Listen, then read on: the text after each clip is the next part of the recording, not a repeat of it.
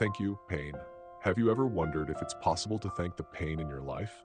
It sounds strange, right? Like, who would ever be grateful for hardship?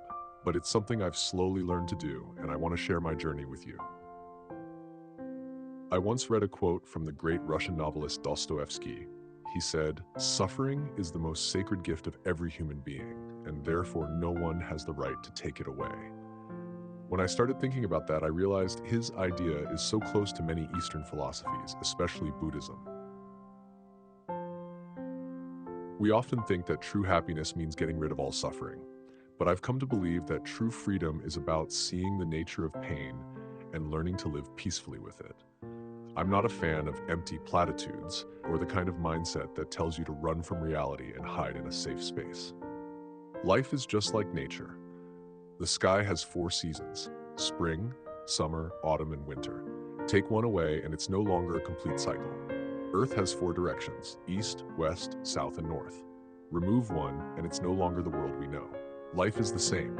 We have moments of joy, happiness, sadness, and boredom. If you try to remove one part of that, you're going against the natural law, and you'll find yourself feeling lost.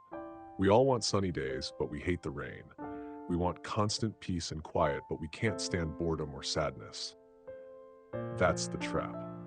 The biggest tripping point on our path to happiness is trying to eliminate our pain instead of accepting it as an essential part of life. And acceptance doesn't mean giving up. It means understanding one simple truth. The more you try to change what's outside of your control, the deeper you get into it. That feeling is just so damn helpless. People come up with all sorts of things to distract themselves from sadness. But I've said this before, it's just another trip. A distraction is just that. It distracts you, but the sadness is still there, maybe even worse. This is why social media has become so popular. It's a powerful and addictive distraction, but if you use it too much, it becomes a major tripping hazard. Sadness is at the root of a lot of things. We keep ourselves busy, always moving, always doing something to avoid it. Because when we stop, that feeling of emptiness makes life seem pointless. It makes us feel like we're nothing, just a face in the crowd, which leads to all sorts of unhealthy things we do to forget our sorrow. You can have a supercar, $1 million mansion, or enough wealth to last 10 lifetimes. You can be at the peak of fame and success, but if you don't understand your sadness, you are, in my eyes, a poor person. A poor person is someone who is still craving something. A rich person is someone who no longer craves anything. True wealth isn't about how much money you have, it's about whether you have any cravings left. Only when you stop craving can you truly accept life's changes.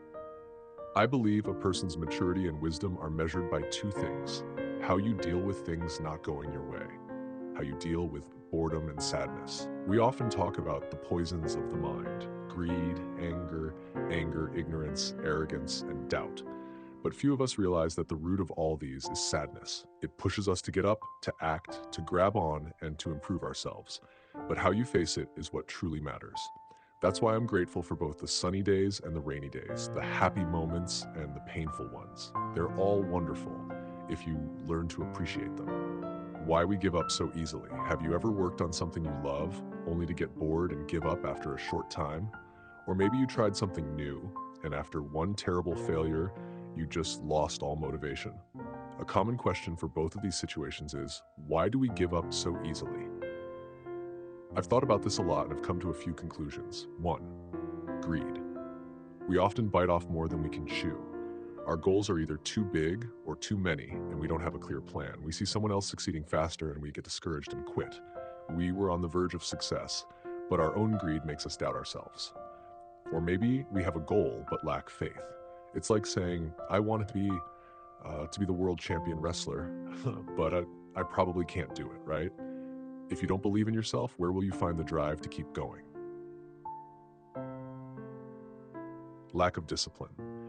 You might have a clear goal and a good plan, but you lack focus because of other distractions.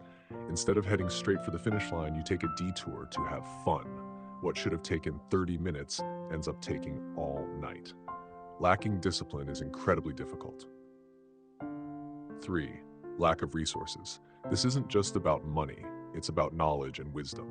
I'm always amazed by people who set huge, unrealistic goals. Their income might be a few $100s a month, but they aim to make $1 million a year. There are only two realistic ways to do that. Either win the lottery, very low chance, or scam people. That's a huge tripping point, setting a goal that is way bigger than your current wisdom and ability. I always say your wealth only goes as far as your wisdom. The same goes for dating. Your target should be in line with your current level. If you've got nothing going for you, but you only want to date a supermodel, you're probably just going to get friend-zoned. Not four. Health. This is a factor people often overlook. Physical health. Your mental strength is crucial, but so is your body. Your mind can be fully engaged, but if you get winded after a short run, how are you going to compete in the marathon of life? A healthy body is the foundation for a strong mind. That's why I always encourage running, cycling, and other exercises. A healthy body, a steady mind, and a high level of wisdom. With those three, you'll never give up easily. Just be decent. There's one rule I live by. If you don't want someone to do something to you, don't do it to them first. Think about cheating in a relationship. If you're a guy and you're thinking of cheating, just ask yourself this. How would you feel if your partner cheated on you? If the thought of it makes you angry or upset, then why would you think your partner would just take it? It's a universal truth, but we often mess it up. We think it's okay for us to lie to others, but if someone lies to us, we'll lose it. We think it's okay for us to criticize others, but if they criticize us back, we'll lose it. We forget when we owe someone, but if they forget when they owe us, we write it down in our debt book. Even in something simple like raising a child, this rule applies.